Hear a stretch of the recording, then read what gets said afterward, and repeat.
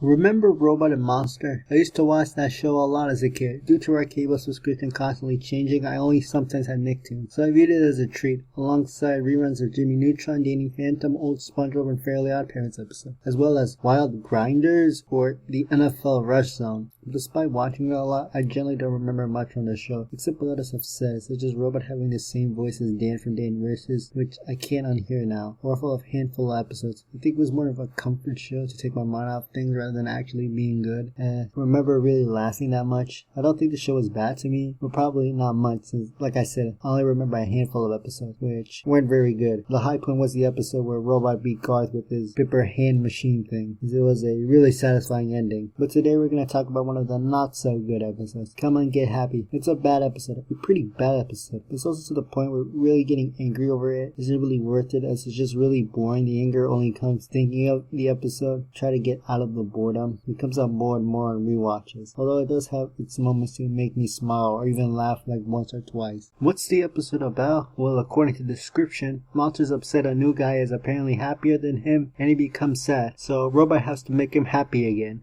Yeah, that's the problem with the episode. The plot. It makes Monster come off as pretty narcissistic, and the episode itself doesn't help much, especially when it gets to him proclaiming himself to be the happiest guy in the world, which seems like the embodiment of toxic positivity. And it's also a very strange plot. I wouldn't say it's completely unique, but pretty hard to find something to compare it to. Is it that grass is green on the other side? More mental than physical this time around, as Monster is upset he can't be as happy or happier than Perry. It can also be the trope where a character meets someone like them, usually the character who's a nuisance or weird, and they themselves get to feel what it's like dealing with a nuisance like them. But for the sake of comparison to highlight how bad the episode is, well, not perfect, I'm going with Breath of Fresh Squidward from SpongeBob, as it has a similar premise with the titular or one of the titular characters. See a character be as cheery or more cheery than them and get upset at it. But what makes this episode worse in comparison to the already pretty bad SpongeBob episode is where they differ. In the SpongeBob episode, Squidward unintentionally and somewhat deservedly gets over SpongeBob, so SpongeBob has somewhat of a reason to be upset because of that, at least at that point in time. Meanwhile, in this episode, Monster's just upset someone's happier, which makes the character feel so bare bones. Also, in the SpongeBob episode, Squidward is actually happy, but in the Robot and Monster episode, has a resolution, though kinda needed, and seems more like a subversive joke. Perry is revealed to not actually be happy, it's just made to look that way. Kinda dark for a kid show, considered so babyish. It's on an app with other Nick Jr. shows. Now, while that is a problem, they do try to remedy this by having Monster come around at the end, or feeling like he's not appreciating his life. I say try because it feels more like they realized Monster was pretty unlikable here, so they added these scenes to make him more likable, but it just makes him seem like he's all over the place.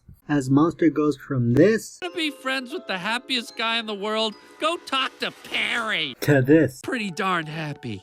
And realizing that I can be happy because of other people's happiness is making me even happier than I was before. Cause the episode needs to end. Robot in this episode starts off fine, as we kinda pity him because his invention failed. And then we see a series of attempts to make Monster happy again, which is nice, I guess. And then we get to a later scheme where he tries to make Perry unhappy to make Monster happy again, while him causing harm to Perry. I think it's supposed to show that Robot is a good friend going through all these lengths to help Monster, but it really feels like a desperate ploy to just shut his friend up being a nuisance by torturing some random guy. Though Robot does get his comeuppance, as it seems the plans are failing, because despite everything, Perry keeps smiling as if he's Eugene from Hey Arnold. Although that good aspect is over due to the reveal that Perry is miserable, so now rewatching that you just feel bad for him and can't really care about Robot getting his comeuppance, as it seems as though Robot has that happen to him regardless of whether he does something good or bad. It's just the beginning with his invention getting blown up. Also, the ending reveals that Perry gets happy over others' misery. Now, it could work if it felt like he got one over Robot, but within the scene, it's just cause something unfortunate happened to someone else. So it makes it so he's an asshole. Somewhat justifiable asshole, but still an asshole anyway. Also, it makes it so there is no character really like here. This episode is also not really funny. Like, there are a bunch of jokes of character does this thing despite not wanting to or being told not to do that thing. Like here, or or here it can get really annoying. There's also slapstick that at most makes me smile. The rest of the time I otherwise have no reaction. Especially to Robot. Like him getting hurt, that does work when he's trying to harm Perry. But like I said, it happens regardless of what he does. And it also happens way too often. So it just becomes repetitive. Monster also gets hurt, but gets over it to show how happy he is. Though it just adds to that not so good idea of him being upset of the existence of someone happier than him. And Perry getting hurt, which I think are supposed to be funny, but given the context and the conclusion, you probably shouldn't laugh. Although one did get me, like where one of Robot's trap launches Perry out, then Robot uses his telescope to see, and he's smiling, walking along slowly and menacingly. It actually got me to laugh due to catch me off guard at how fast-paced and layered it was. There's also other problems, like the reveal of Perry being built up to not actually be happy was made to be a bigger deal than it actually was. So they have scenes that flat out contradict the ending, like Perry during the ending of Monster's song actually being